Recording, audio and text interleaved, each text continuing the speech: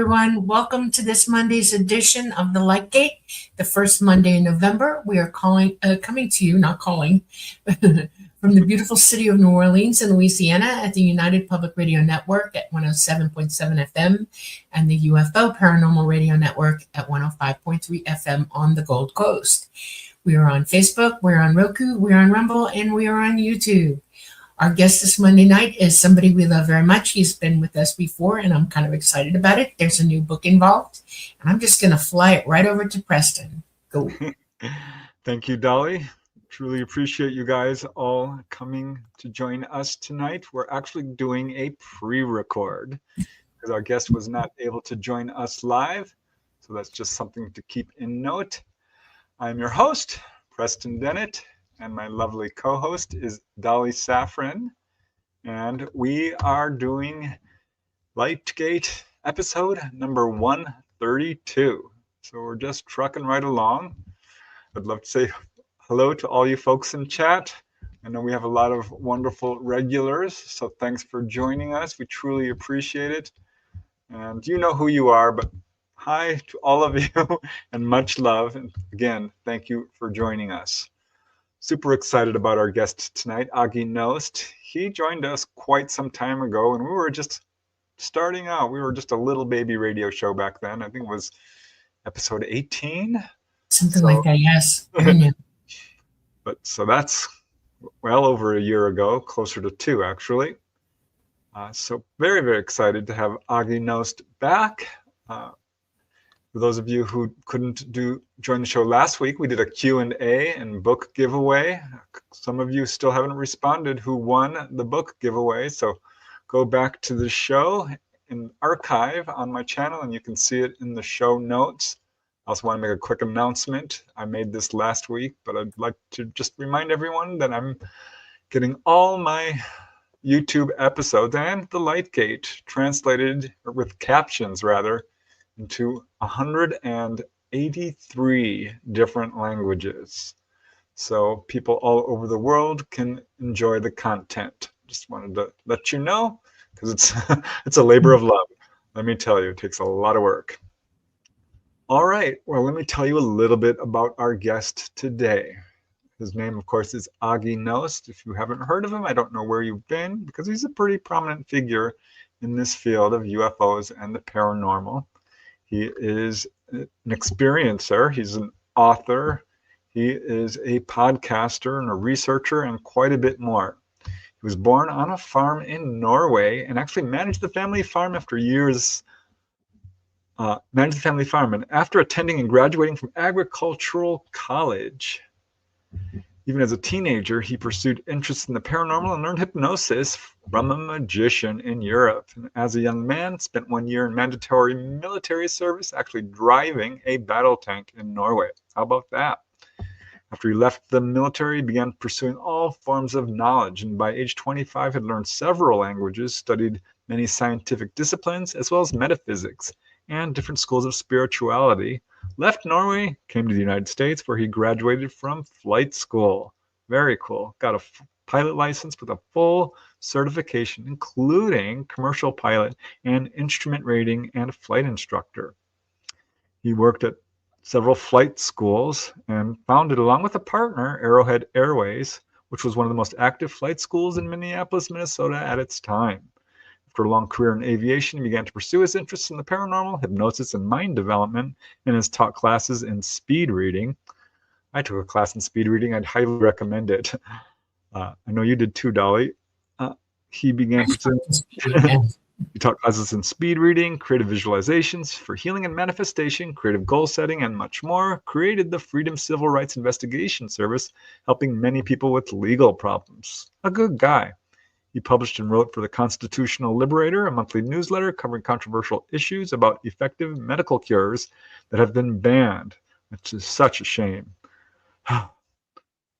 And other topics that the mainstream media refused to touch. He moved into radio and TV, hosting Holistic Healthcare call-in radio show in Tucson, Arizona, and as host and producer of The Hidden Truth, which featured UFOs, the paranormal, conspiracies, and more. He's actually worked on numerous other shows, including Access News, the Universal Consciousness Show, and currently with his partner Norway Love, broadcast podcasts the podcast Broadcast Team Alpha, which both Dolly and I have had the privilege and honor to be a guest on. So with his partner, Nori, they have created Mastermind for Meditation and Manifestation of the Future we like to see, instead of when others create everything for us. So basically teaching people how to take control of their lives. He has participated in numerous television documentaries, and with Patricia Ross, he co-wrote the book Alien Encounters in the Midwest. He is also the author of the books Spiritual, Higher Consciousness and Thinking, and How to Access the Universal Consciousness. You can see that book right here, as well as the other book, Universal Success Principles and How Billionaires Think. Now that's got to be really interesting. So I hope we can touch on that, as well as many other topics which he knows quite a bit about. I think that's it. The links are in the show notes, so check them out when you have a chance. And let's just bring on our esteemed guest, Aage Nost. Hi, Aage. Welcome. Hello, hello. I have coffee in hand and I'm ready to go. Awesome. Yeah, it's been a while since you've last been on. So how are things going for you? Oh man. I'm having so much fun. Half of it is probably illegal because you know the saying, find something that you love to do and you never work a day in your life. That's right. And I never really have worked. I mean, just playing pretty much most of my life, at least after I left Europe. And when you play, you accomplish more because you enjoy what you're doing. And right now I'm doing shows and interviews and stuff. And think about it, both you guys and me, we get to rub shoulders and associate with some of the most interesting people in the world. Yep. Yeah, very true. Yes. How can we do better than that? Right. You can't Exactly. complain. Not complaining. No, I bet you guys having a lot of fun too. Yes, very much so. Yeah. Oh yeah. Yeah, That's and why I always beyond that, think about all the people that we help to educate and help them with things that they have been wondering about, opening their minds up. I ever so often I say thank you. Yeah, I try to do that every day. Gratitude is my first thought in the morning. I'm just grateful for everything, I try to. You can't start your day without gratitude. It sets the stage, which way you're going to go. Yes, I try that every day. It's so interesting because you're covering topics like we said in your bio that the mainstream media is actually working against, trying to cover up and essentially keep people ignorant. Because the stuff we talk about, you're not going to find in the mainstream media. Not at all. No. No, it's not in their purpose. Exactly. So our show has grown by leaps and bounds in terms of our audience since you were last on. So I'm sure there's some people here who didn't get a chance to watch the previous show. If you haven't, go back to it. It's very interesting. But for those who haven't heard of you, and can you kind of sort of expand on your bio a little bit? So how did this all begin for you? And I don't know that bio. I started assembling some of the things that I've done, and I got a little too long. So it just I got one of these days I'm gonna have to create a shorter one because it takes too long to read it. No, it's wonderful. It shows how accomplished you are and what a journey you've been on. Yeah, you and I have a little bit in common where that's concerned. I've been all over the place and done everything that I could think to do. I wasn't always just interested in one thing. I just kept going forward, and every new moment in my life brought me new information, new ability, new adventures in the world. I just couldn't help myself, and I can't. I'm one of those people, and I think we get that in common, definitely. And then when we get to this point in life, people hear the bio and they I've had people literally, and I know you've probably had this too. How did you fit that in? You know, how did you do all of that? And it's like, I don't know, you don't think about it, you just do it. Yeah. There are enough hours in a day, there are enough moments in life to accomplish anything you want to do. And some people find that an impossibility, and I don't do that. I'm Dolly Possible, I can do anything. And it's amazing, Yeah, and it seems like when something new pops up that is interesting, you want to do something with it. Yes, absolutely. You can't help yourself. I've become obsessed lately, It's like, it's like new toys, or new shiny things, or, new undiscovered everything. It's just, wow, I get excited. Yeah, well, you teach this sort of thing, because I think a lot of people are sort of their own worst enemy. They think, oh, I can't, or, oh, I don't want to, or this will take work. But if you follow your excitement and you're ambitious, you can absolutely achieve whatever you want to achieve. Right. Yeah, absolutely. And the thing about it is that TV sitting on the wall, it kind of, boy, I shouldn't even use this word, but it kills people, because it kills their ambition, kills their dream. Right.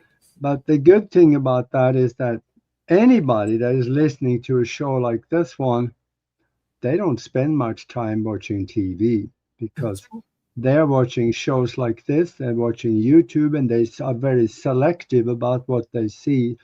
And they are on a journey that is totally different from Joe Blow and Harry Hohandle. Yeah. I like that. Perfect. Wow. I know. So you've had a lot of unusual experiences in your life, and let's talk a little bit about your childhood and how that brought you here today.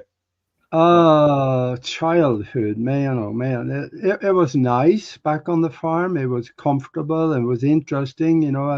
We had a rather large farm and forestry, and it was animals around, and it was nice. But the thing about it is that when I was about 11 or 12 years old, I talked to somebody else.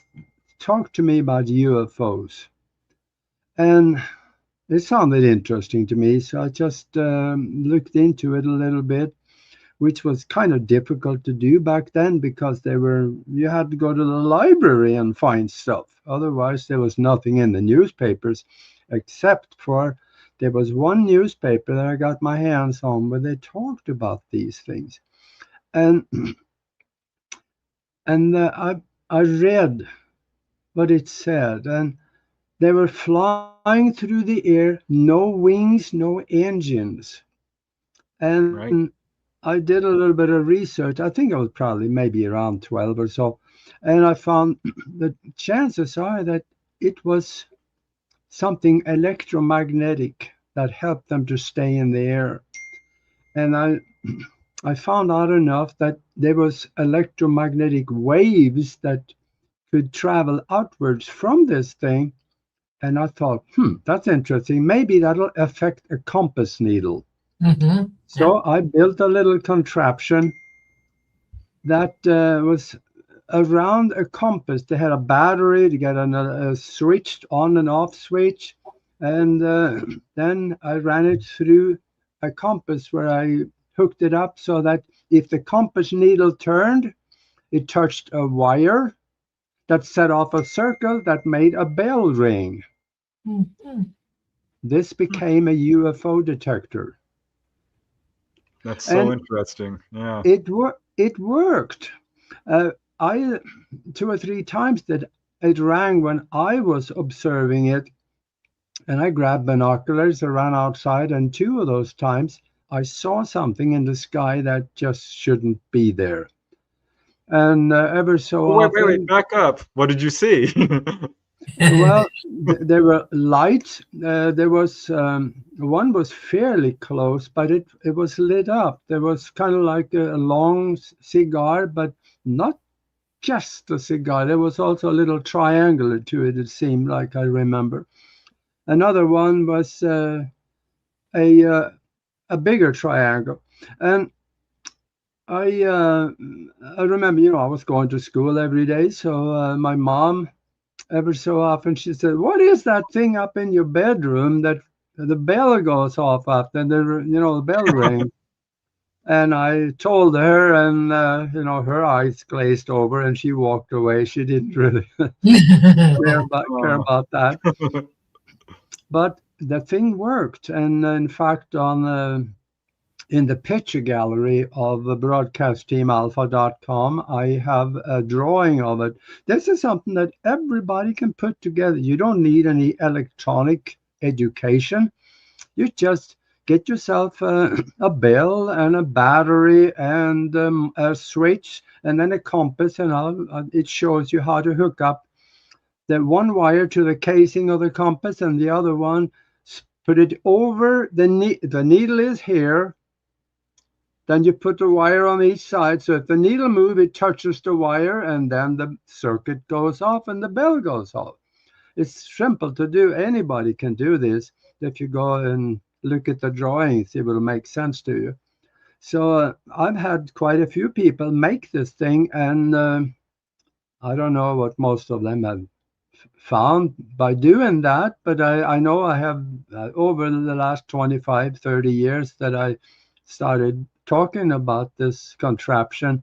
I think about 2 or 3 of them and said, "Yeah, I saw something too." So I know it works not just back in Norway, but it works everywhere.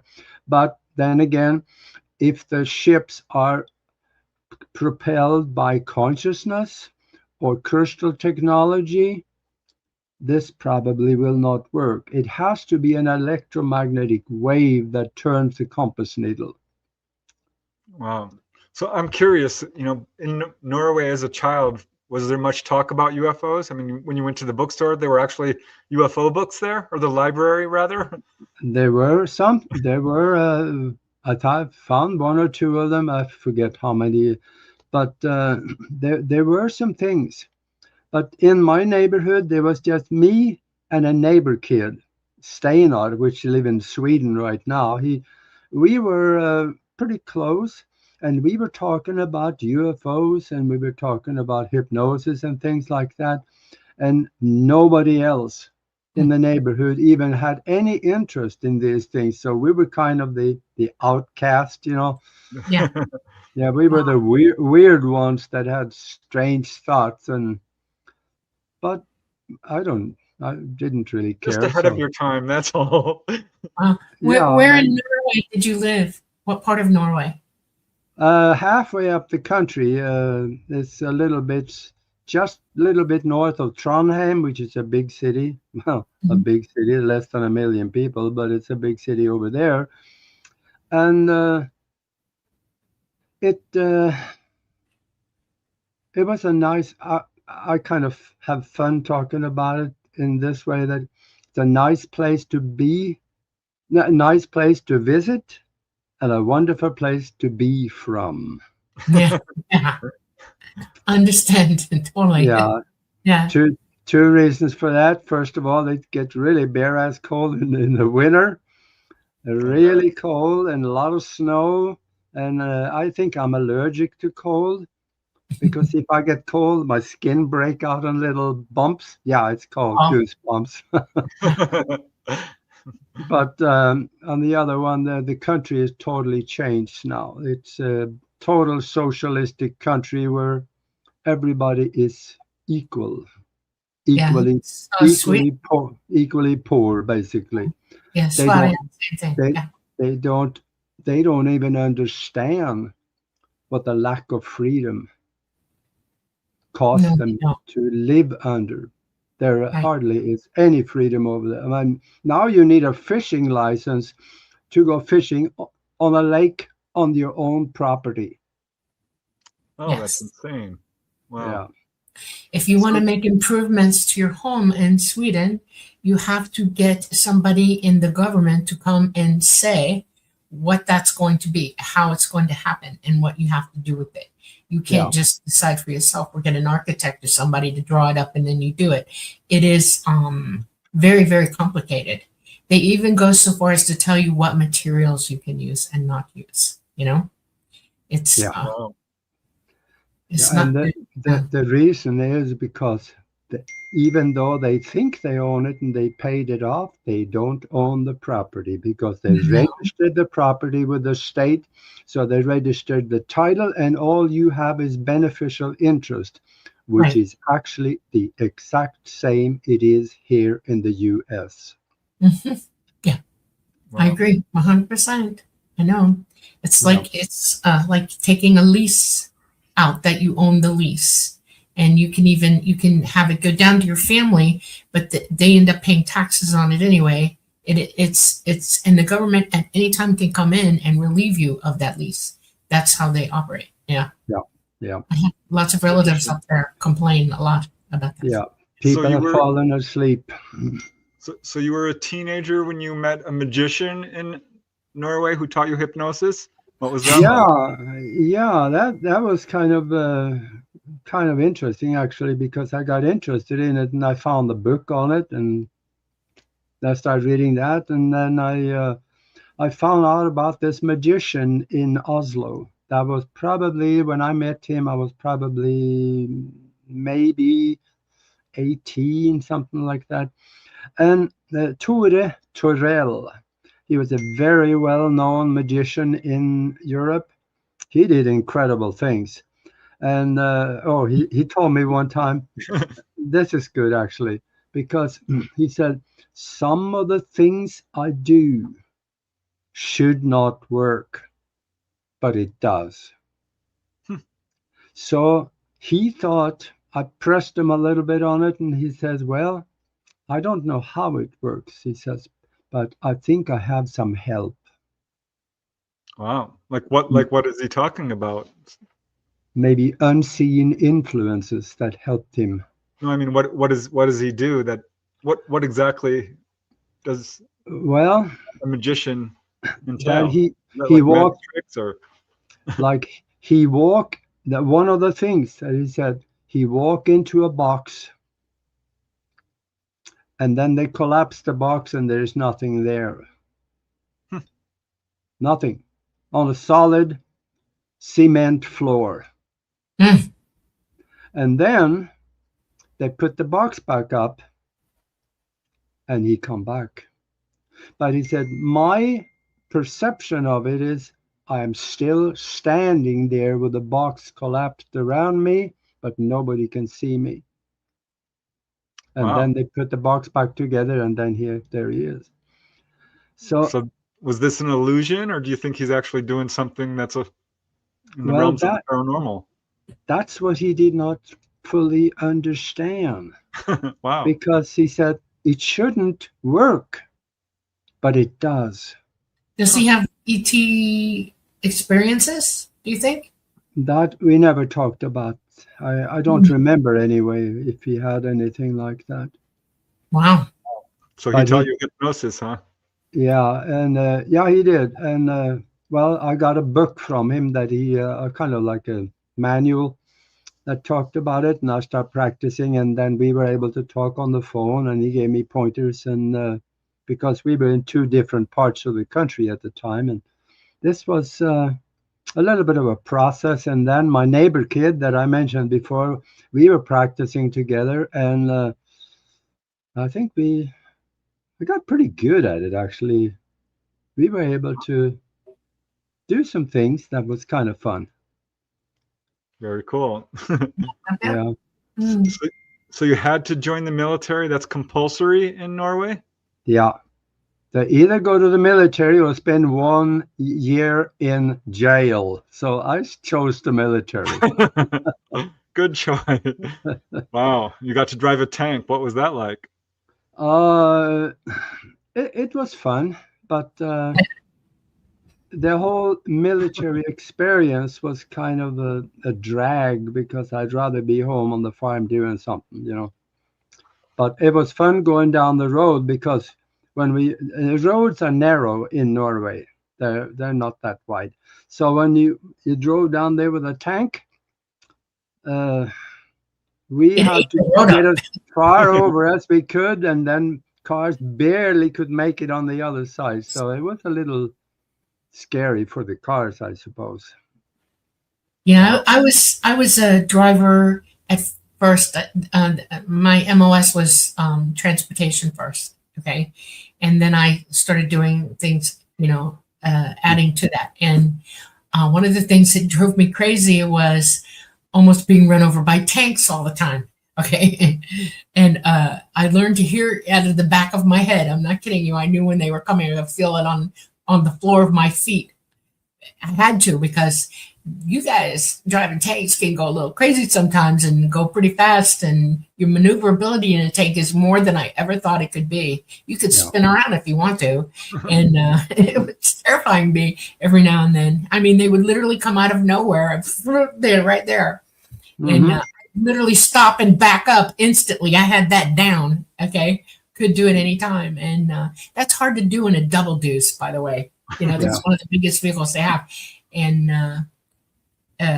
I got to ride in a tank once. They let me, Fort Benning in Georgia has the Rock of the Marne, which is where all the, they moved half of Fort Knox onto Fort Benning and the other half to Fort Hood. And so I got offered a couple of rides a couple times. It's pretty cool. My brother drove a tank, but he drove during the days of Fort Knox. Are they roomy inside, or are they very cramped?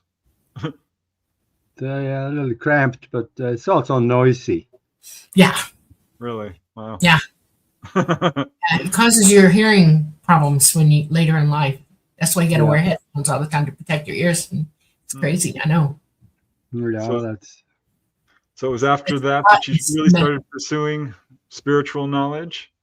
Well, I was, a little bit back in Europe too, but most of that came after I came to the US. I left Norway at 25, came to the US to go to flight school, and took me a year to get all my certificates and licenses, multi-engine instructor rating and stuff. And then I started working for other people to gain experience, other flight schools. And after I think it was about 3 years later, me and a partner started a flight school in Minneapolis that grew fairly quickly on us. And I flew for a living managed the flight school. And for about 23 years, I guess, I was in the aviation. Wow. But then after that, I changed my timeline and started studying other things, and got involved in a mind development course, and also start studying more esoteric subjects. Okay, so here's the question. While you were flying, did you ever see a UFO? Oh, yeah. Okay. What's the best one you ever saw? Several times. There were one time up in northern Nebraska that I was in the right seat as an instructor with a student on the left side, and we were doing instrument training, so she had a hood on that she could not see outside, but she could see the panel. Fine, the instruments, yes. Right. And I saw something coming out from the right side at a 45-degree angle and flew right underneath our airplane. It flew very fast. And it had a goofy shape to it. It almost looked like a skateboard. Okay. But it had windows on the side of it. Wow. And it flew underneath our airplane, probably around 400 feet below us. And I got a really good look at it, and then it was gone. And I tore the hood off, and I told her, "Did you look? Did you see that?" But it was too late; she couldn't see it. Happened that fast. Yeah. Did her instruments show any deviation at all during that incident? Because she might have gotten, while you're flying, and you got a UFO going underneath you. She should have seen her instruments change slightly, No, altimeter. I don't think there was any talk of that. Okay. Yeah. Wow. The only thing that probably could get affected would be the magnetic compass. Right. but that was never mentioned, and I didn't even look at it. So Okay. So there's no way that could be a conventional craft moving that close to you. That would be considered a near miss, right? yeah, it could. Yeah, Yeah. so that wasn't it. But I Yeah, your thought, altimeter will be affected as well. Just saying, I know this for a fact. It's not just your compass. Your altimeter will show that it doesn't know where you are. It'll dive and then jump up and look. It'll do this because it doesn't know where it's at right now because you become weightless underneath that thing. When they slide under you, there's a brief second where their anti-magnetism, throws your plane into that, and the altimeter will do this and that. It will jump up and down. You know okay. what's weird to me is that had to be intentional because, let's face it, the sky is wide and open. Why would they come right next to you if they didn't want you to see them? Yeah, they did. They did. Yeah, you can always wonder about that. But then there was another time where I was flying from Omaha. I think I was going to the burn center in Houston in a King Air on an air ambulance flight. And we were going in and out of the clouds. And when we were between clouds formations at one time, I saw the cigar coming from my left side. Of course, you're looking at it, it's backwards now, but from my left side, going straight across my path, probably about maybe a couple of miles, 3 miles, something like that ahead of me. It was black. It was probably, it was big enough.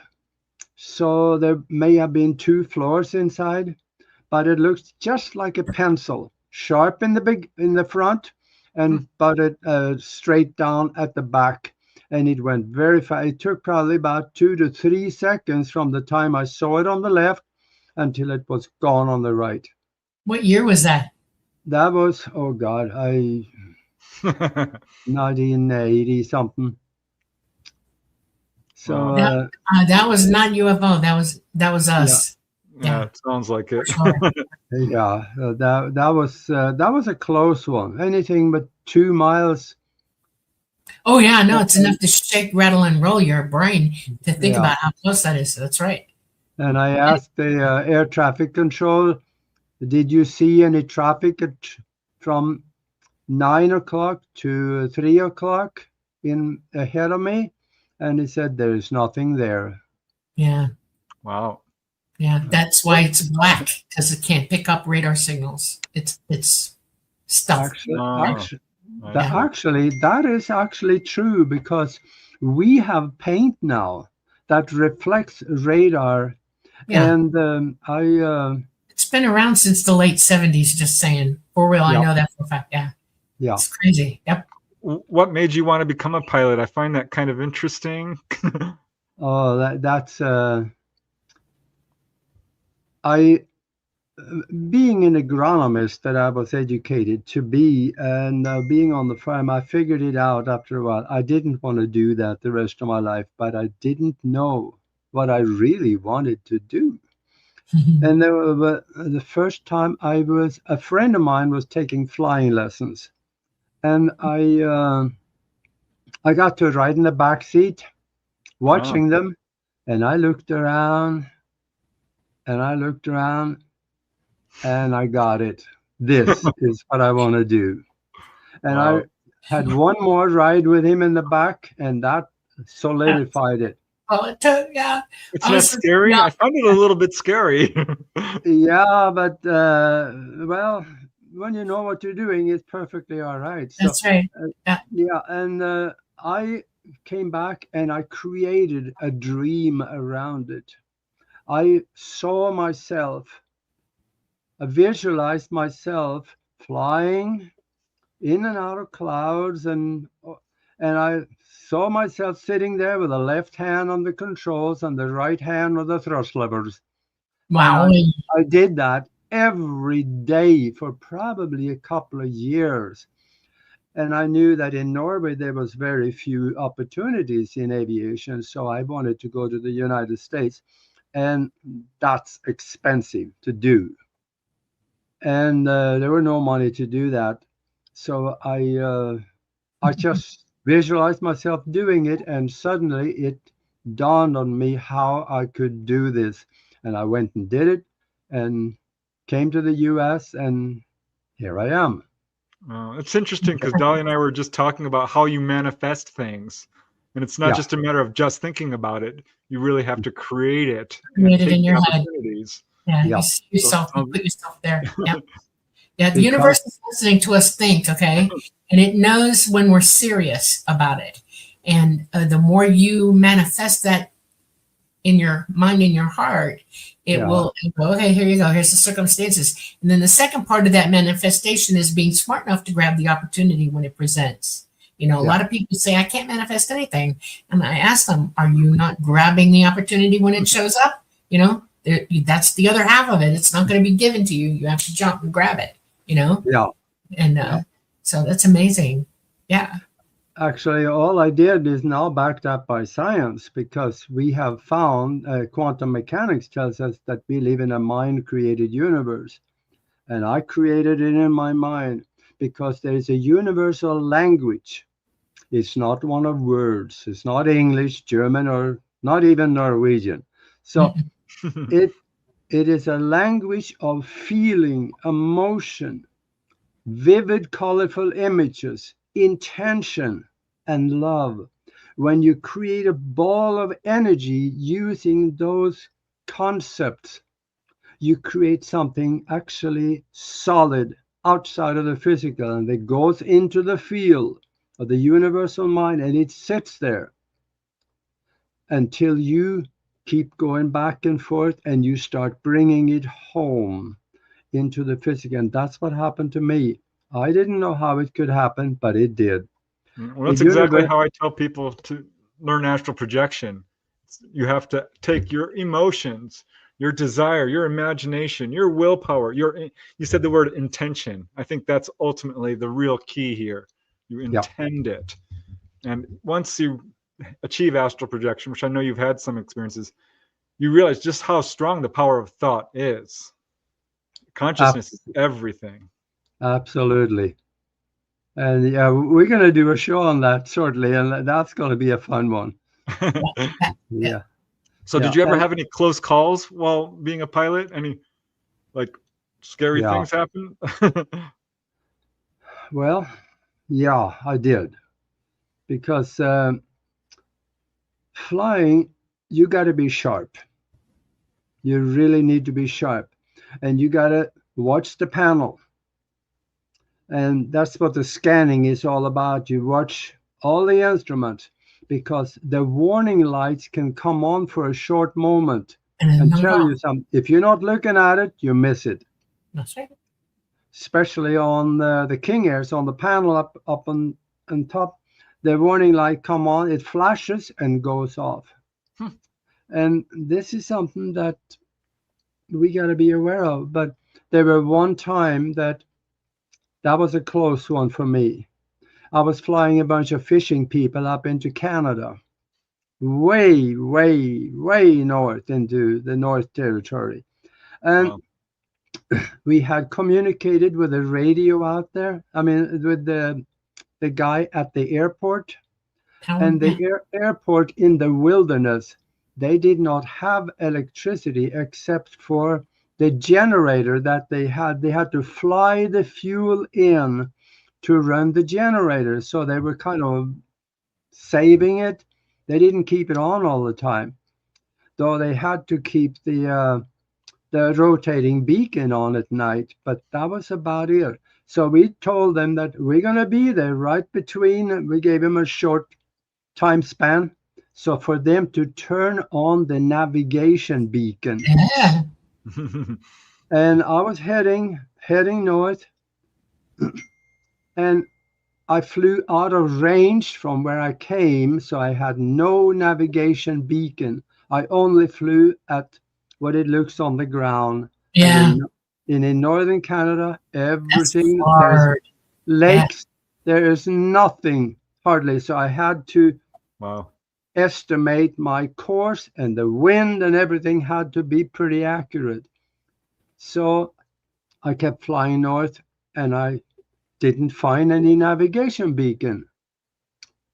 And obviously, they forgot to turn it on. Oh no. So I have been flying probably for about 3 hours without any navigation. How was your fuel? And well, fuel was okay. Okay. But what I realized that if I missed the airport, I didn't have fuel enough to go back. Right. That's what I mean. Yeah. That's why I asked. Yeah. That's important. Yeah.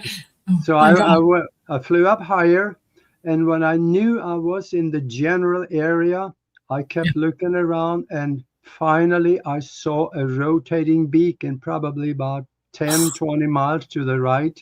Oh gosh. So over 2.5, 3 hours, I had missed the airport with about 10 miles, which is actually pretty accurate. Had I missed that airport, I would have run out of fuel and landed in the swamp in northern Canada. And you know what? There's bears out there. Yeah. Yep. Wow. That was a close one, a really close one. And I talk about it now, but I never did back then. I didn't even tell my partner. I just couldn't tell anybody because that's a no-no. It wasn't really, well, it's not really your fault either because they didn't turn the bloody, LS system on. They should have, Yeah. And that's right. But you did good for that happening to you. You did wonderful. You saved yourself. Literally, you were looking, There's a certain amount of sentient ability in us, psychic sentient ability. And when we start projecting out, looking for what we need to find, we generally do find it. It sounds like to me like you did that. That's pretty good, Yeah. Got to keep your intuition working in a Flying by the situation seat of your like that. pants is not fun. No, that's amazing. Wow. Yeah. I'm impressed. That's pretty good. So ultimately, why did you leave aviation? I flew so much, and I was at the airport usually around 7 in the morning, 6 sometimes, and I was usually there close to midnight. I was a total workaholic, and I burned out. I found myself sitting in the cockpit with the autopilot on, reading a book. That's a no-no, and I knew I was an accident waiting to happen. So I quit flying because I started to get bigger ambitions, on different ambitions, and so I figured it out that I needed to quit. And the thing about it is that if you're a workaholic, there's a price to pay. Exactly. I paid the price. I lost my family over it. Oh, I'm sorry. I was never around when they needed me. And I did not realize it, but there came a day when she said, well, I'm going home to my mom. Wow. And the most intelligent thing I could say was, huh? And that was how it ended. So for those of you out listening and watching this, if you are a workaholic, you're gonna pay the price, one way or the other. Yeah. So quit it. Yeah, we did a show with Linda Powell about Donald Kehoe, and he was also a workaholic. He was fighting the UFO cover-up. Yeah. And exactly what you're talking about. He had some tough times keeping his family together. He did, but still, he paid the price. So, good advice. That's not good. Wow. But flying though, the most fun I had actually with flying was teaching aerobatics. Boy. Yeah. No, that's not for me. Yeah, it was a lot of fun actually. Okay, if you say so. Yeah. Very first time I ever wanted to fly, I went to the Peachtree DeKalb Airport in Atlanta. I was very young, and I went to to the place. They had this school there, flight school, and I walked in the door and told the woman I wanted to take a flight and possibly become a student. And they had two pilots there, and one of them looked me dead in the face and said, "I'm going to take her up." Okay, and she just looked at me like, "Oh God, are you sure?" I said, "Yes, I want to learn how to fly, but I'm going to pay for a flight today." And he said, "If you survive today, I won't charge you for this flight, and you'll become my student." And I'm like, okay." Warning, red flag. I did not know that he was capable of doing exactly what you're talking about. He could do it all. He took me up, and we got up in the air, and he started climbing. And the next thing I know, we're in a vertical, straight up, and he stalled to shoot it. Okay. Now he's dropping the wing. He's dropping down. He's bringing the nose down, and he's trying to get the engine restarted. It took him a second longer than he thought it was going to take. Okay. You'd think I'd have been screaming. I was in the seat going, "Wah!" He could not believe his eyeballs. I did not get sick and did not throw up. I was like, "Oh my God, this again." I think you're both crazy. I said I was having a good time. He turned around and he went, "Well," he said, "welcome to flight school." He was laughing. He said, "You're not afraid of anything, are you?" And I said, "That was the most fun I've ever had in my entire life. Are you kidding me?" He was like, "Okay, all right, we'll take you up. We'll start teaching." And I was a little disappointed at first because I had to do ground school first. I hated vectoring, but I did it, right? And we started you're having fun. Did you ever do skydiving, Aage? No, I can't think of a single reason to leave a perfectly healthy airplane. Okay, I'm with you on that. Yeah, I have actually. Yeah, well, that's why I asked, because I'm looking to go. I want to go. There's a thing. I'm almost ready to let them know. I'm going to go up with the Airborne Rangers and ride tandem down, do one more jump in a tandem jump, because I'm over 60. I'm almost 68 now, and so I'm going to let them do all the work, but I want to fly down again and jump. And not me. And I don't even want to watch, Dolly. I told you. Yeah, okay. I love it. It's fun. But there's a lot to knowing what your shoot's doing, and safety's all concerned and everything, and ability. Oh, yeah. That plays into it. So. Whatever you. Yeah, say again. I'm also interested in speed reading, so I'm kind of finding it fascinating that you got into that as well. That is actually, it is not really speed reading anymore, because we taught people how to assimilate information out of a book at about 50 to 100,000 words per minute with 95% retention. At that speed, when you turn 2 pages every second, you don't read anymore. Now you are doing subliminal photography. You're actually, and I think people out there listening to this, listen really close. Because if you're in college, or if you have kids in college, they need to know this, because if you start doing this, you'll ace every test that you do. And that is that when you turn pages that fast, it goes into bypass the conscious mind. The filters in the conscious mind go away, and you go directly into the subconscious mind, and that is your long-term memory. So when you get done with a book, usually you'll miss a few pages here and there, so we turn it over upside down and backwards. The mind don't care. And then we go through again 2 pages a second, and then we sit down and we tell ourselves, I will remember everything I have seen in this book and have perfect recall at any time I need it or want it. Because you don't want the conscious mind involved. That's why you don't look at the pages. You look through the book, about a foot behind it. Focus on a spot about a foot behind the book. So you go a little blurry. The subconscious mind will get it. Because when you do that, you disconnect the conscious mind, because the conscious mind says, well, I can't read this anyway. The subconscious can.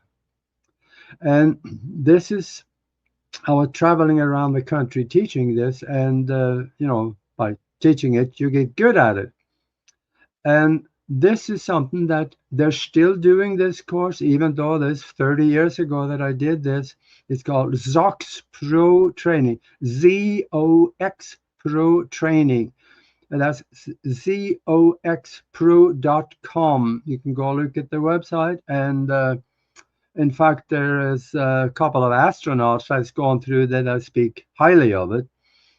So, Wow. and when I was traveling with doing this, I went to the library sometime, and I came into a town, and I brought a stack of books. There was one time I remember that I had a stack of books on the table, and I was sitting there going through 2 pages a second, and there was a guy sitting at a table next, not too far away. He was sitting there looking at me, and that's okay.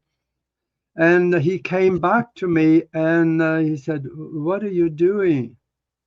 And I told him, I'm reading. And he stood there, shook his head, and he walked away. He just couldn't get it. It's kind of reading in a way, but it's more like subliminal photography. Yeah, I have an eidetic memory, I have photographic memory. And when I was in school, I would, I knew what books I was going to be reading during the year ahead of time. And about 2 weeks before school started, I read them all.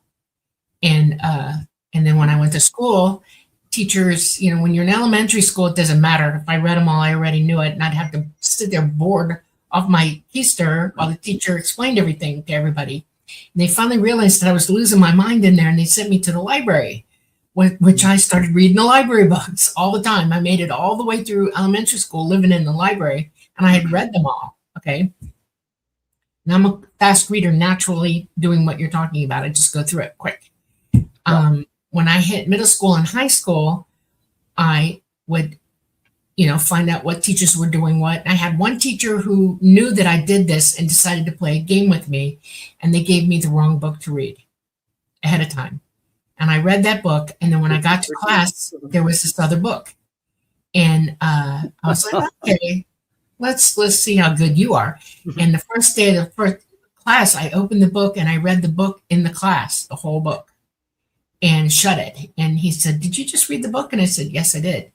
And he said, "Did you get everything out of it you needed to?" And I said, "Yes, I did." And he said, "Let's give you a test and see how well you did." And he gave me the end exam, the last exam of the year, because, they have to have all this planned out. And I aced it. And he just stared at me and he said, "How do you do that?" And I said, "It's a technique. My dad learned to speed read, and he also learned basic tenets of what you're talking about. Not that exact thing, but he learned it. He could boom, boom, boom, go through it." And he said, "Your dad taught you this?" And I said, "Pretty much." He took me to one of the classes, and I was already knew it because he had already taught me, but I sat through the class. I was interested, and he said, "Can everybody do this?" And I said, "Yeah." And I said, "Look it up." And I clept the class after that. I didn't feel the need to be there anymore. I just clept it. Thank God they let me. And when I got to college, same thing. I started reading all the books right away. Okay. And the harder the subject matter, the more intensive, like nursing and stuff. There are things in nursing that you can't, there's principle and then there's action with nursing, and you employ what you in principle have just learned. And so I was a little bit more detailed when I was reading at that point.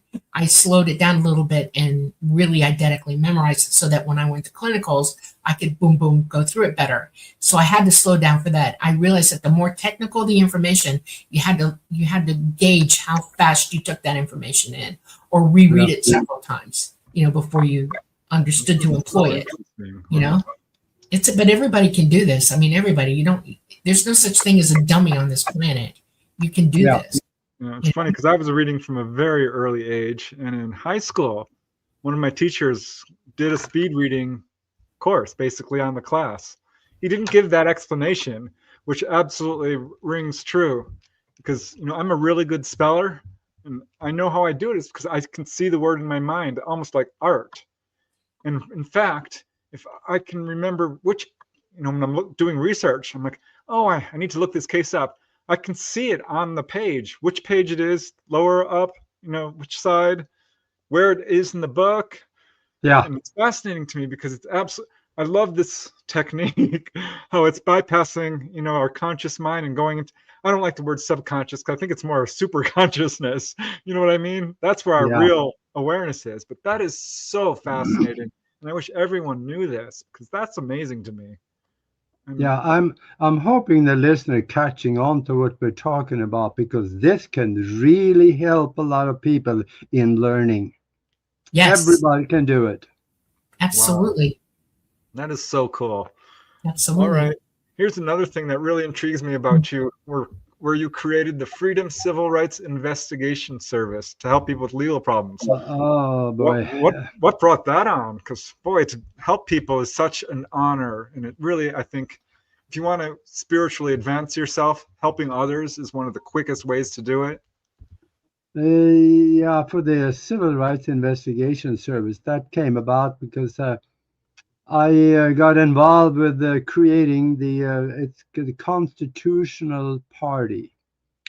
It's not on my bio, but there's a lot of stuff that isn't on the bio, and that was back in Omaha also, and there's a lot of people having IRS problems and legal problems, and I was good at research, so I helped them out, and we created this, and we had I think it was about 20 of us all together that became investigators, and we, believe it or not, this is kind of unique, but somebody had IRS problems.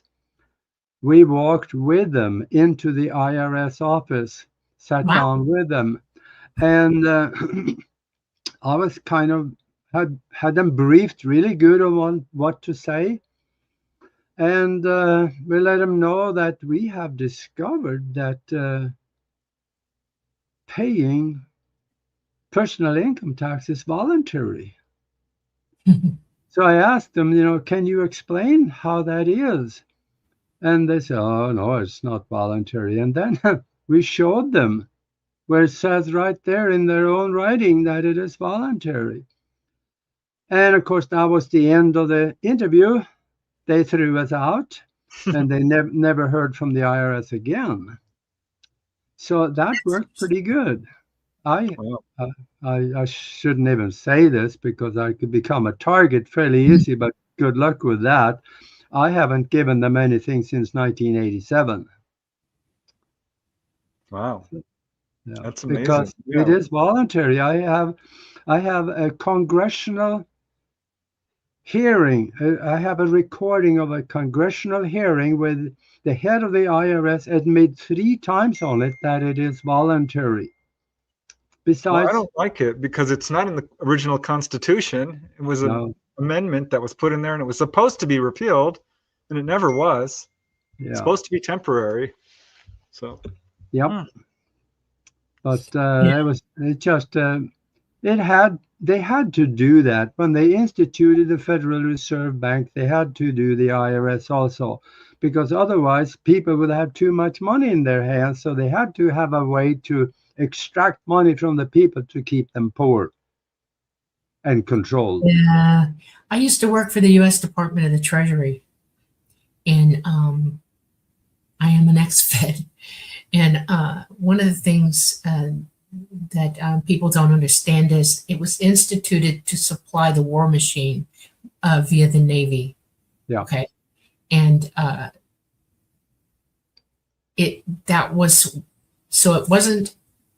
then people did it because we were at war and everybody was adhering to it. Okay.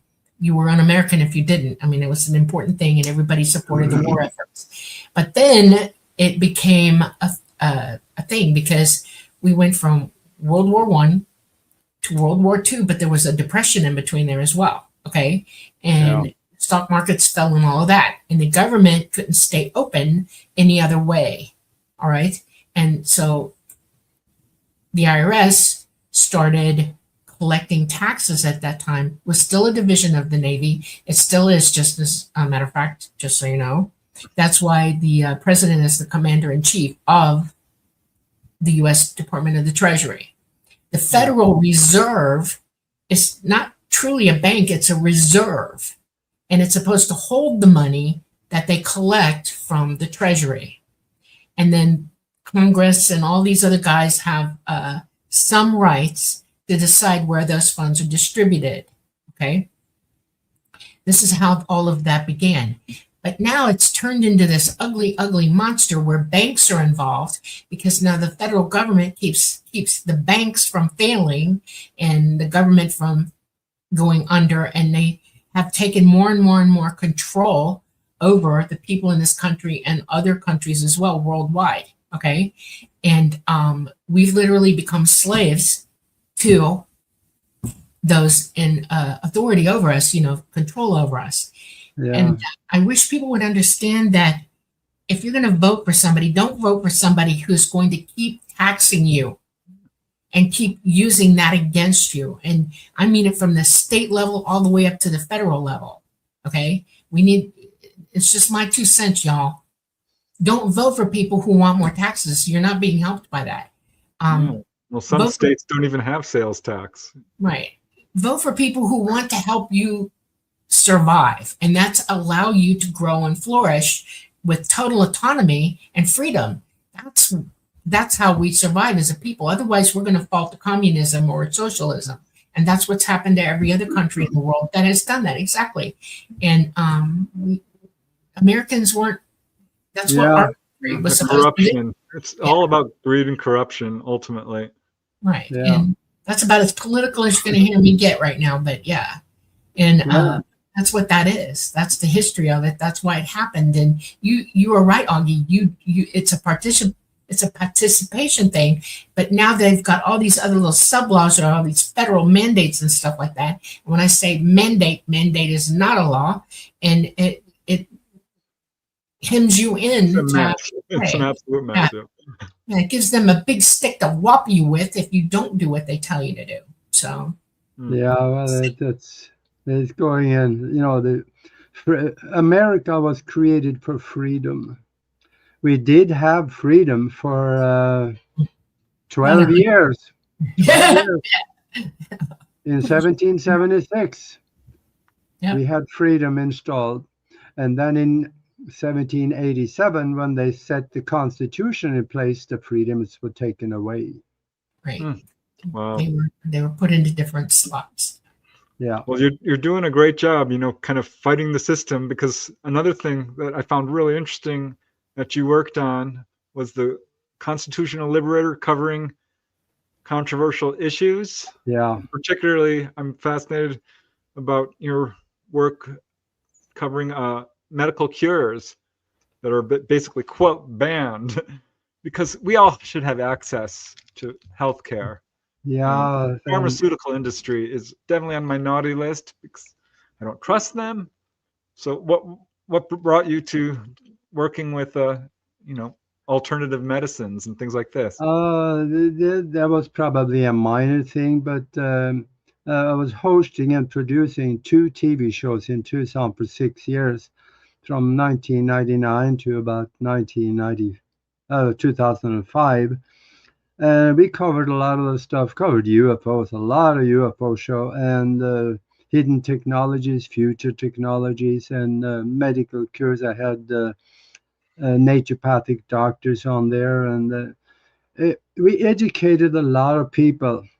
And of course, then in 99, when I got on the ballot and ran for Congress, I had people's ear because I had the show. So I educated a lot of people. And every time the incumbent senator that I was opposing, every time he said something, I went on the air and exposed his lies.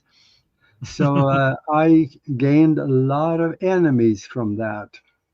Wow. And but I'm still here alive, and kind of amazes me that I'm still alive, actually, from what I did back then. But it's all water under the bridge. So I am I don't think much about the past anymore because I'm not going that direction. Right. We're going this way. Right. Well, that's wisdom. You can't let the past trap you. We're always Uh, moving forward. yeah, No. Yeah, it can't really affect you. It's gone and over with. How you conduct yourself yeah, from this point forward is but what you got to deal with. Yeah. yeah. But I also I wrote these books actually, and one of them is for you know. Let me show you. It's um this one here. Uh-oh. Oh, okay. Yeah. There There it you is. go. Oh, there you go. Yeah. Hold stop. Okay. Universal success principles and how billionaires. There you go. That's better. That is. I'm on first name with three billionaires. Actually, that's not true. One of them, I can't find him anymore because he's in Hong Kong and he probably got himself in trouble because some of the things that he was thinking about, because he was freedom oriented, and that's China, that doesn't fly very well. But Right. I I learned a lot from them, and I wrote this book, and I have a lot of the principles because I discovered that if you live your life by principles, the details will fall into place. And there is a lot of things that they do. The super successful people, they do things they don't talk about. I found out some of these things. So if people are in business or like to be in business or have a better, smooth running life, a family life, Mhm. that book would really help them a lot because it talks about those principles, talks about creating an inner circle and an outer circle. It talks about how to manifest things out of the mind into the physical.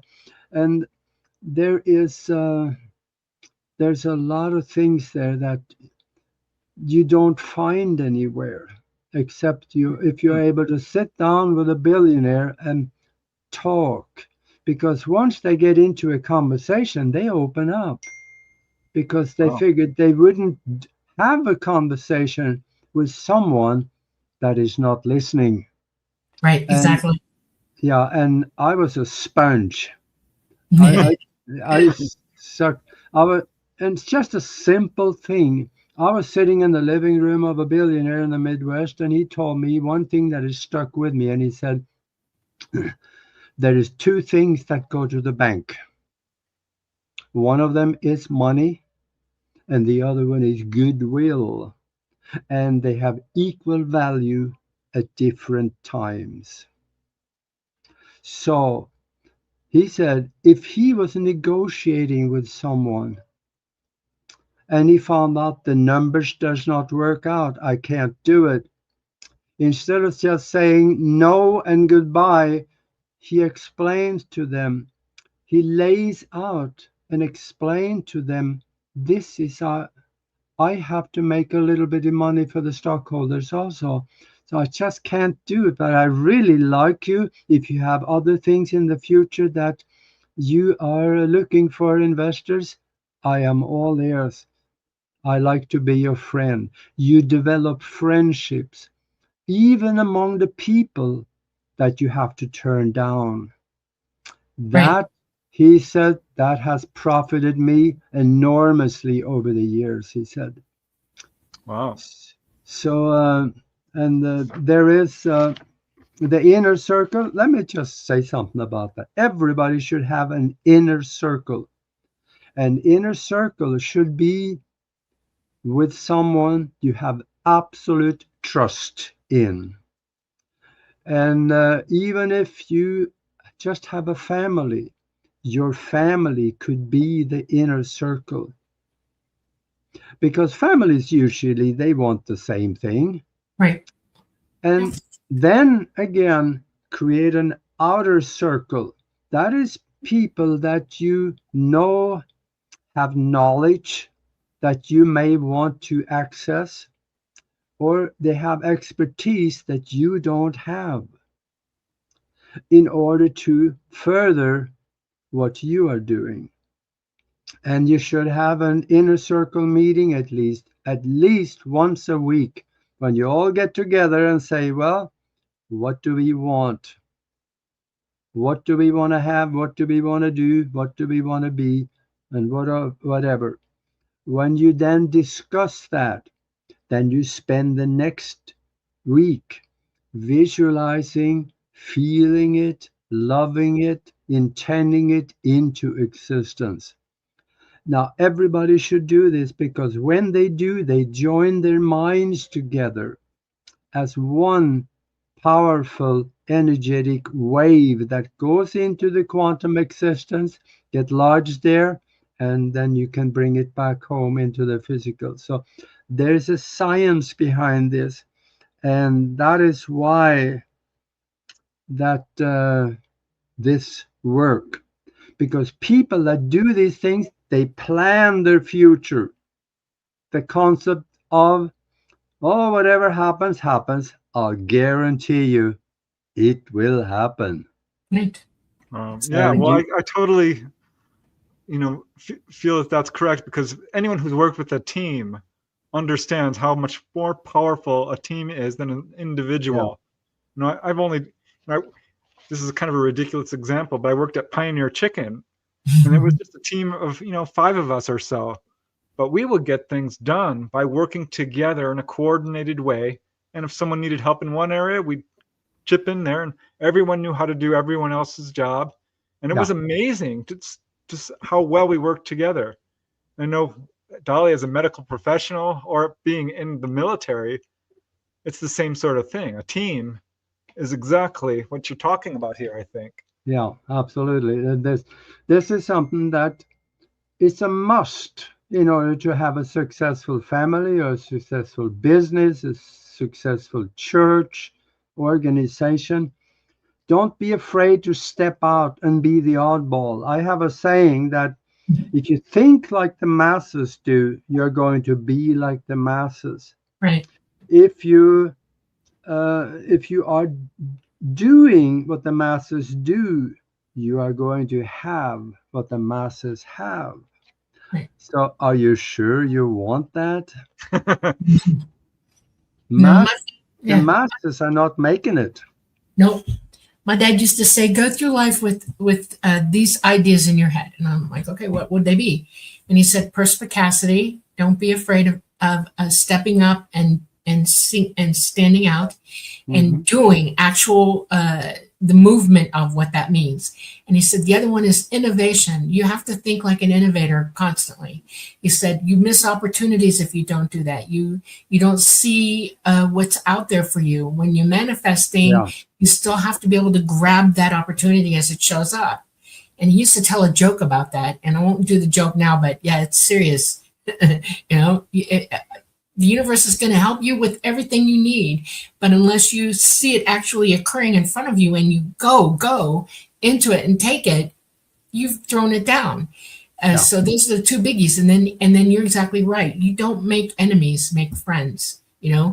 Willingness to be available to help and work in a consensus with other people. We should think of that as normal everyday life with everybody. If we all acted like big business in our personal lives, where we helped one another, took care of one another, and like had a board groups, meeting. we would do so much better. It would go so much better for everybody. It's a good habit to attain for your life.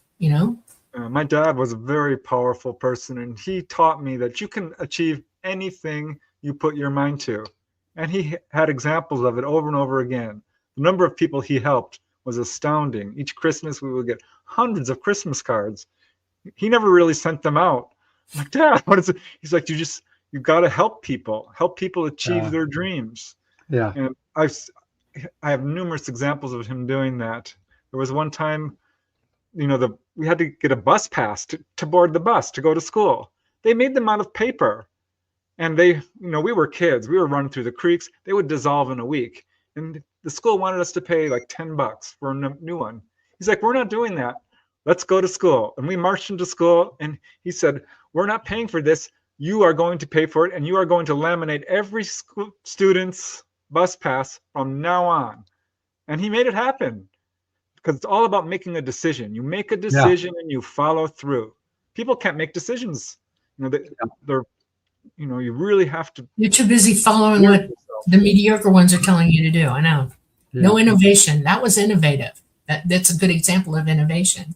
You have something that's not really working, and you come up with a way to innovate it, make it better. And it's such a simple thing, but it ended up having a profound effect, on a lot of people. So I think that's exactly what you're talking about. Because let's face it, those who are standing out from the herd or innovating, they have a tough road. Pioneers in any field of science or thinking are attacked and ridiculed and get a lot of pushback. But now we look back at them and they're the heroes. They're the absolute heroes. So I think there's great truth to what you're talking about. So what other secrets can you give us from this book? This is interesting. Dolly, you mentioned that we don't need enemies. No. You know how my biggest enemy many times during my life have been? Me. Yeah, that's true. Yeah, we can be our worst own enemies. Right. Yeah, because I wanted something, but I was thinking about what held me back from getting it. That puts on the brakes and shuts off the flow from the universal mind. Because if you are concentrating on something, think on what you want. If anything detracting from it sneaks into your mind, you shut off the flow. Let me give you an example. About 4 years ago now, Norway and I put together a mastermind group that we have some incredible things happening. One of them was one of the members. He, I think it was on a Sunday. I think he said, "My wife is in the hospital.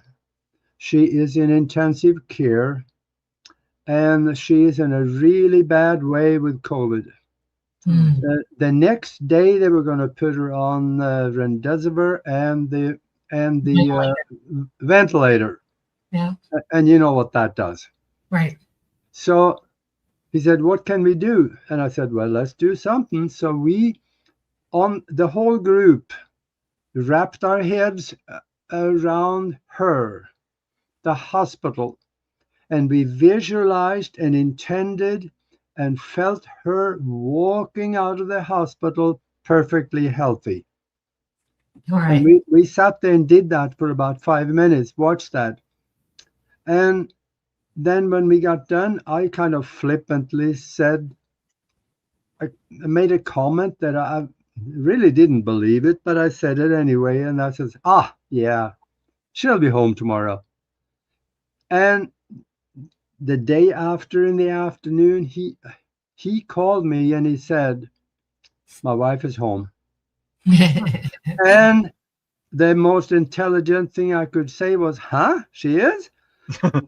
And he said, "Yeah, the doctor told her you recovered so fast, there was no reason for us to keep you any longer." Nice. And that was half of it.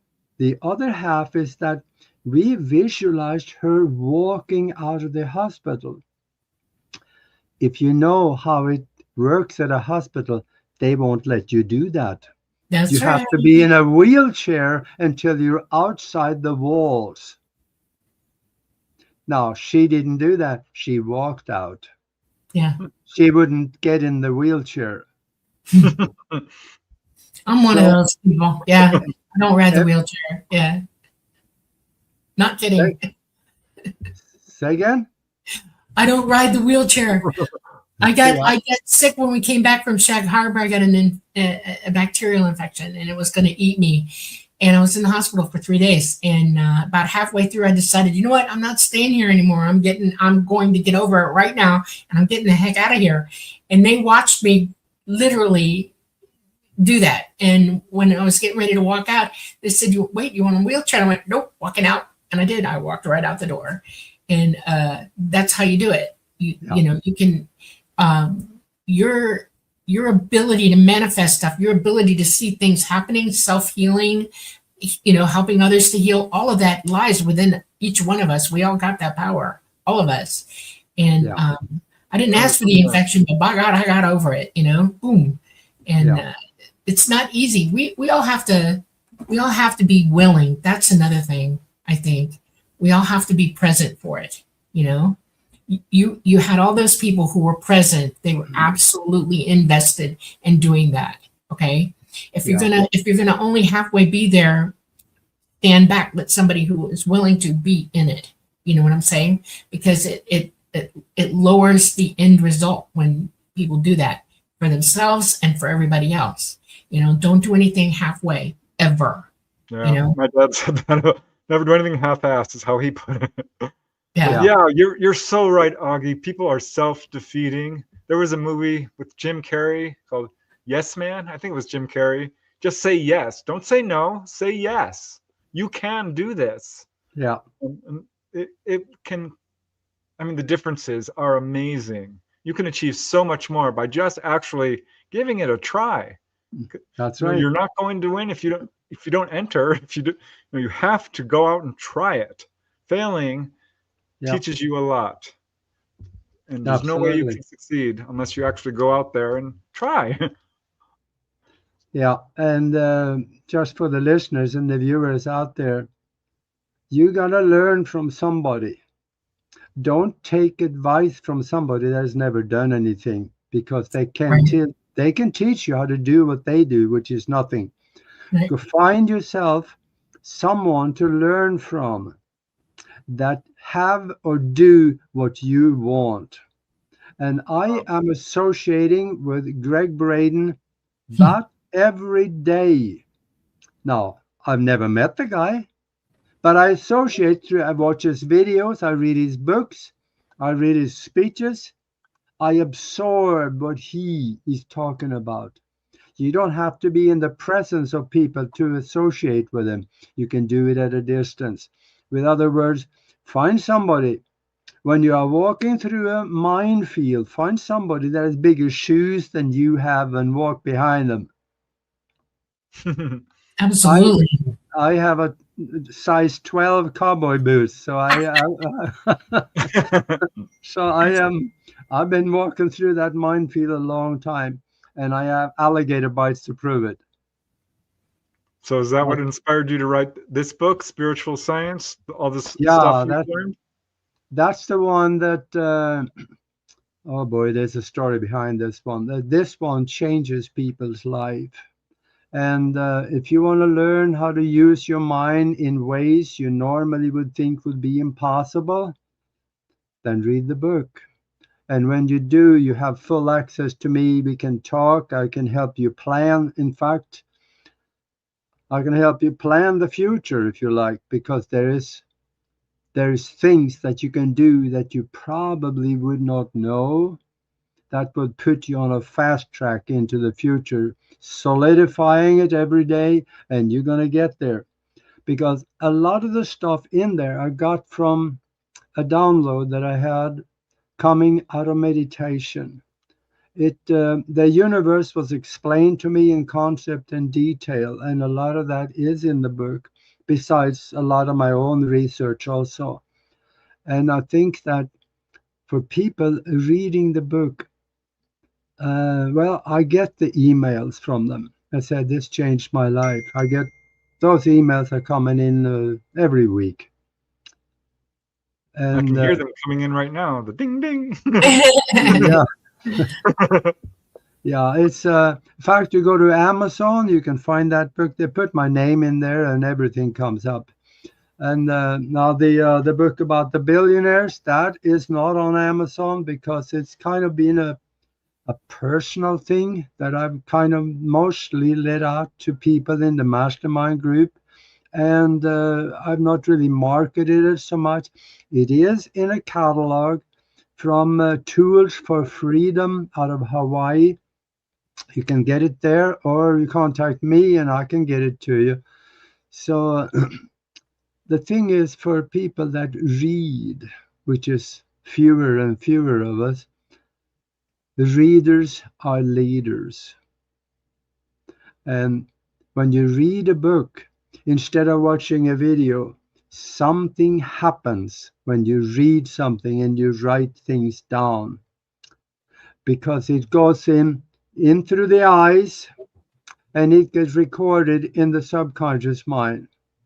If you also read loud, it goes in and recorded a different place in the subconscious mind.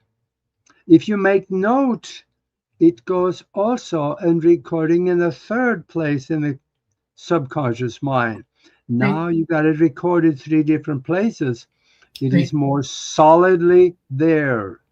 It's easier to remember, and it also make a bigger impact on your actions that comes out of the subconscious mind.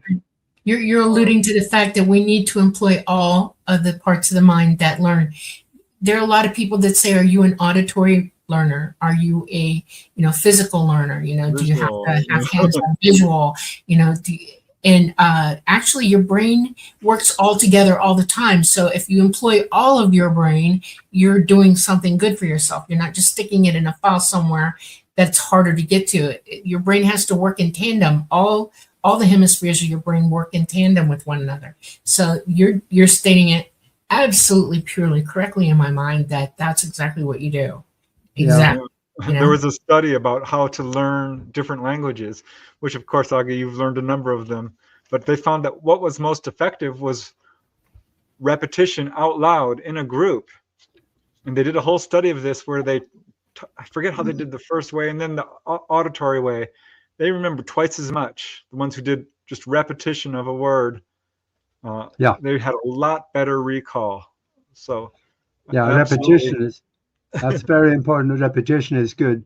Another thing you can do, go to zoxpro.com, look at it.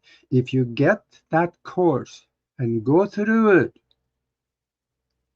it'll take you 30 days to go through it. But then what you can do to learn a language, get the dictionary, let's say English, German, or English, whatever, 2 pages a second. Go through the book a couple of 3 times. Now the subconscious mind knows the language according to the words. Structures of sentences is different, but when you start learning it now, learn the sentence structure, all the words will fill in. This is something that it makes it so simple. Now, I didn't say easy, I said simple, because there's some effort on your part.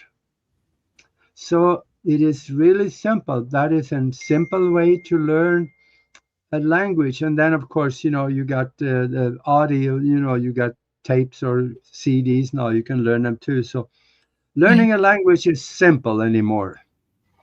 Wow. Right. So, everybody has access to language learning too. I mean, it's everywhere, Yeah. There's no place that you can't not find it. It's everywhere. Yeah. I'm always intrigued by the titles of people's books, and this one intrigues me, Spiritual Science. Where did you come up with that title? And I like the cover, by the way. It's a pretty cover. I like it too. I have no idea. I think it just came. Yeah. I don't know. You don't remember? All right. But it kind of made sense, because a lot of the stuff in there is how to deal with and how to interact and get information from spiritual sources. So, a lot of people will talk spirituality, but they don't. This annoys me sometimes. Sometimes you have to, how do I put this? If you're vague when you're talking about spirituality and not precise or concise, you're doing a disservice to yourself and everybody else.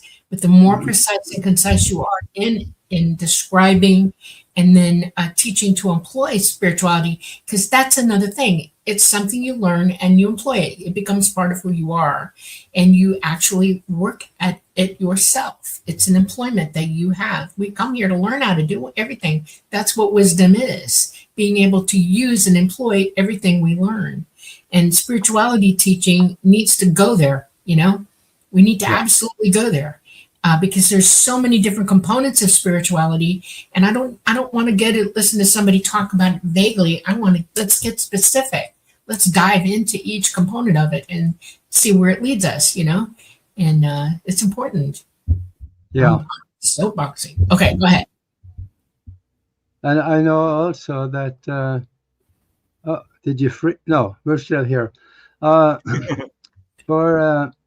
If you have a nuts and bolt person, I call them, the people that don't believe in anything spiritual whatsoever, it's all science. Yeah. We can tell them, start studying Yes. quantum mechanics. Yes. And most of the stuff that you wonder about when it comes to spirituality is explained through quantum mechanics. That's where the spirituality hides within quantum mechanics. And even Einstein said something, I think I have to paraphrase on this. He said, the deeper you get into the tunnel of quantum mechanics, the more God will be staring back at you. That's right. Yep. He literally, somebody asked him, did he believe in God? And he said, yes. And then he went that route. He went mathematics to quantum mechanics. And he said, the more you delve into this, the more you see, I think they got intentional design, intelligent design from him, because God is in the details. He's in there. Yeah. And you can't, he said, besides, he also said this, if there was no God, we'd have to invent him, because this is very complicated stuff. And he's still there. You'll find him again when you go back. And that, he said, all directions lead to God, all of them. All science leads to God. You can't deny it. And he said it about 15 different ways, actually, all the time. And it amazes me how people didn't latch on to that. It's not commonly known. I say this to people all the time, and they look at me like, what? Did he say that really? And I'm like, yes. Yes, he did. I agree with you. Absolutely. All right. I have some more questions, Aage. I'm curious. Have you ever had a ghostly encounter? Oh, boy. You had to ask, didn't you? I'm just got a feeling. Yeah. After Halloween, so yeah. I wouldn't call it a ghost. I would call it an extra physical being. I might as well. I talked about this very rarely on shows, because it is so far out there that it takes away from the credibility of the person for a lot of people. But anymore, I really don't care. So I'll tell you. There was in the Christmas of 1973, I went back from flight school. I went back to Europe, back to the farm now, which was sold to someone else. And I walked into the forest. And in that forest, there is a Viking grave mound that's probably about 20 foot tall. It's pretty big. And there's a Viking laying in there, and whatever else we don't know, because it's never been uncovered, but we know it's a Viking grave mound. And I crawled up on top of that thing, and I sat down, and there's a rock up there. So I sat down and I meditated. And I was sitting there for a little bit, and suddenly I heard a kind of like the water was running, like somebody turned on a faucet, and there was water running. And I remember that this stuck in my mind. I'll never forget it. I thought, water? That can't be. So I opened my eyes up, and there was this man standing in front of me, probably about 10 feet away. And it scared the daylight out of me, because he was lit up like a light bulb. And he was about 7 foot tall. He had a robe on, and there was gold around his cufflinks, and the gold, it looked kind of like somebody that was something. And I scared the daylight out of me. I jumped up, ran down from the mound, and headed on back. And I heard this voice in my head saying, "Where are you going?" And I thought about that. I figured, well, if he wanted to get me, he probably could have done that by now. So I walked back. I walked up on the mound and I sat down again. And he was standing there, and that became uncomfortable because he was so far up there. So I stood up. So I was not so much difference in height anymore. And we had a conversation. And I asked him, "Who are you? What is your name?" And he said, "We do not use names. But if you absolutely need one, call me Lowell. Loul." And I said, I got to paraphrase again because this is 50 years ago. Now, I asked something to the effect, how do you communicate if you do not use names? And he said, we think of the person we want to communicate with, and the person get our message, and we have communication. And obviously mind to mind, because I discovered after a while that he wasn't talking to me using the voice box. He was talking in my head. Telepathy. So it was, mental communication. And I asked a few more questions where he was from, and he said, if you do not understand where you are, my answer would will have no purpose for you. And well, I'm on Earth, but where is that? So and he told me some things that I should consider doing, and I have done a lot of that. And one of the things he said was, find a way to speak to the whole world. And guess what? We're doing that right now. Yep, exactly. Amazing. I'm loving this, Aage. Go on. This is so cool. And he said, I will be there with you, and we will guide you in what you do. But it is up to you if you will listen. Yeah. And I have not been a very good listener, because I have too many of my own ideas that sometimes, and he comes back ever so often, and we do communicate. And he reminds me again, maybe you should listen. Yeah. And extra-dimensional buddy. Yeah. He's in the same. He's in the same space as you. He's just extra-dimensional, and they go around you. They watch you. Yeah. Yeah. He was not. It was not a physical guy. He was. I would call him a light being.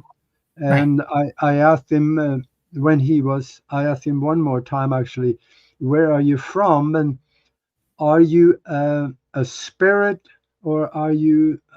I guess I asked about what else he might have been, and he said, we are higher in your development. And I asked him also about our relationship. Why are you here talking to me?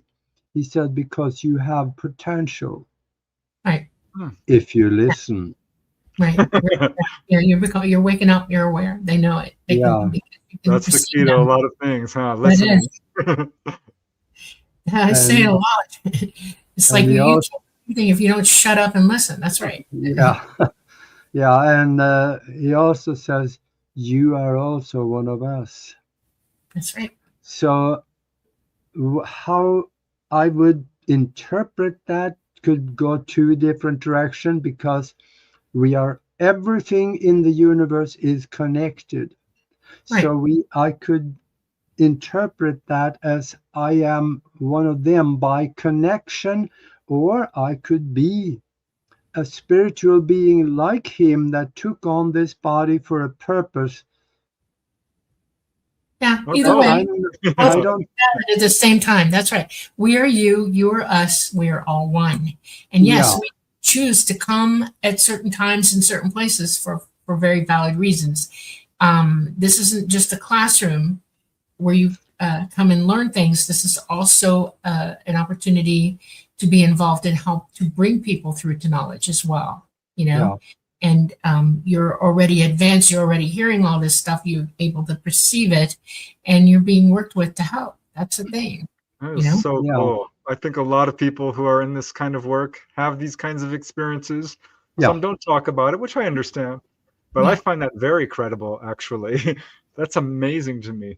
yeah. Which And a lot of the stuff in that conversation and stuff, you will find it right in here. And I was going to say, yeah. so, That book out. Well, that Absolutely. raises another question in my mind. What do you think about past lives? Do you have any memory of past lives, or yeah, yeah. Uh, the reincarnation cycle, or should I say the cycle, I guess, is something that is more or less imposed on us. I I've talked to a lot of people about reincarnation. I haven't found one yet that want to come back and do Earth over again. It's a But tough school. Yeah. it does have a purpose, even though we may not have to like it, because a lot of the stuff in our life is, well, there's a term for it that I can't use on TV. So, but there's good stuff coming from even bad stuff that happens. I Right. know that. yeah? I had something bad happen and 2 books came out of it. So, yeah, there is learning experience in absolutely everything. Yeah. And I've done a lot of goofy things that I wasn't listening to loud, and that set me back. But in a roundabout way, I don't know. Maybe it had a purpose for me to learn something that was negative in order to advance further in a Absolutely. spiritual arena later. That's how that works. That's exactly correct. Have you had an opportunity to like try to uh, turn your memory on to what some of your past lives might have been? Have you ever had a feeling of what they might have been? You know? Yeah, Okay. I have. And one of them is my co-host on partner and co-host on Broadcast Team Alpha. She is a hypnotherapist, and I'm a hypnotist, but I use self-hypnosis.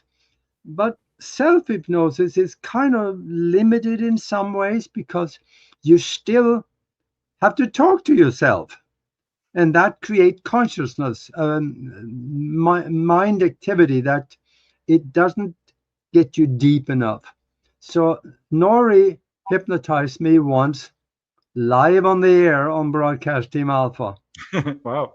And went back and we visited a couple of different lifetimes. One of them, I was a merchant in Europe, and I was on a ship one time. In fact, she was there with me. And we got in bad weather, and the ship sank, and we drowned. Oh Lord. Yikes. Preston Now, has a life like yeah, that. Yeah, several. and another thing too, I was on a spaceship, and there's things that came out. You can go to Broadcast Team Alpha way down there 5-7 years ago. You can find that. I think it says Aage Hypnotized Live or something like that. It got interested, but I also talk about the reincarnation cycle is not mandatory. No, it's not. You're exactly right. We Yeah, choose. We absolutely choose when and where. It's up to us to decide. Well, it's Nobody because has to do anything. Right. we can learn so much here on Earth that, on the higher planes there is no negativity. There's no right. pain. There's Yeah. the opportunities here to experience stuff. It's maybe difficult, but the learning experiences that come out of it, you get wisdom of the kind that you cannot get there. Right. Yeah. That's why Earth is, or at least what I understand, that it is very special. I've heard that. And, Yeah. yeah. Robert Monroe talked about that. Not everybody qualified to even come here. Yeah, it's true. So, but I don't know. It should make us feel special, possibly, but I'm not so sure. But what Or we do, unique. I would call yeah, it unique. You know, unique. There you go. definitely Mhm. unique. Yes. But I think a lot of people don't manage their time here. They just slide through whatever happens, and they totally miss the boat because I, I believe everybody that comes here, there is a purpose for it. Mhm. And they have several purposes. They have minor things that they need to learn how to do in order to do also major purposes that is in their capacity to do while they are here. Right. So if they are not able to accomplish a lot of that, they could select to come back and give it another shot in order to get certain learning experiences. But now when they're saying that you have thousands of lifetimes, I don't know about that. It could be, but I kind of doubt it. But if that's the case, I don't feel like I need to come back here anymore. I learned so much. At some point, why would you? Yeah, why would you? Because there are also jobs to do in the higher spiritual realms, and especially up and beyond the the upper levels of the astral realms. Right. Things look just as solid and real as here. Yes, they do. That's right. So It's there's a lot. amazing. Yeah. Yeah, we got a lot to learn there too. Yes. You learn at a different level, so I'd rather do that. And Yeah. maybe And this is my last ride down this rodeo. I'm done here. And Yeah. I plan. No. I agreed to come here for a reason, and I'm here, and I'm doing what I'm supposed to be doing. But I'm ready for the next thing. You know. We'll have I'm a ready. big graduation party. It'll be fun. There you go. Yeah, All and right, we got about 3 minutes left, so we're oh gonna have to. wow, that time went fast. Yes, it did. Yes. Well, It did. three Okay. to. Well, we can't really push 10 minutes, but 3 to 7 minutes. We have a Yeah. little bit of leeway, but yeah. All right, then. Well, just go to Amazon and put my name in there and see. And on this book, on the back of it, there's a listing of all the things that you will find in the book. Awesome. And go ahead and read that, and chances are you'll find something that you can't live without, because I talk about the reincarnation part. I talk about success principles there too, and talk how to use your mind in ways you normally would think would be impossible. So the people that read it, I talk to a lot of them, and I think you will enjoy it because I know it will make your life better. Yeah. And for those who can't see it, it's called Spiritual Science, Higher Conscious Thinking, and How to Access the Universal Consciousness. Yeah. Beautiful cover again. I like it. It's on Amazon. Yeah. It's Yeah. amazing. And then, of course, this one, which is a little harder to find, you say, but still accessible. Go to there's a catalog somewhere around here I could show you, but toolsforfreedom.com. It is in that catalog, and otherwise people that is part of the mastermind group that we have, you can also get it there too. Now the mastermind, if somebody want to be part of something really bigger than themselves and create out of seemingly nothing, send me an email and I'll send you a link so you can come and check it out. Send it to themastermindconnection@gmail.com. And I'll send you a link and come and check it out on Sunday at 11 o'clock Pacific and 2 o'clock in the afternoon East Coast time on Sundays. We get together for the first hour. We meditate and we recreate our reality. And the second hour, we kind of have deep discussions. So it gets kind of interesting. It sounds Teaching. interesting. Wonderful. Yeah. Well, this has been a great show. Thanks for coming back. Oh, you're Always so amazing lucky. talking to you. Absolutely, Well, yes. this has been fun. Yeah. Yeah. Learned a lot of stuff. So, yeah, very interesting stuff. All right, Yeah. Preston. We're going to say goodnight to all our guests in chat. We will have been with you Monday night while this is playing. So you'll hear us and see us then. And so it should get exciting in there, I hope, because there's lots to talk about. While Augie's discussing all this with us, I really want to talk in depth with you all about it. And Augie, you're welcome. I will send you the link to the Monday night show. You can come in the chat with us if you got the time. I think He's everybody busy at that time, hence the pre-record. Oh, darn. Well, we tried. Okay. So I would say, in the words of Spock, live long and prosper. That's right. All right. Thank you, everybody, for coming to us on this Monday night at the Light Gate. We are coming to you live from the beautiful city of New Orleans in Louisiana. We're on the United Public Radio Network at 107.7 FM and the UFO Paranormal Radio Network at 105.3 FM on the Gulf Coast. We're on Facebook, we're on Roku, we're on Rumble, and we're on YouTube. We love you all very much. And as Augie said, live long and prosper. And we'll see you next Monday. May night. Bye, everybody.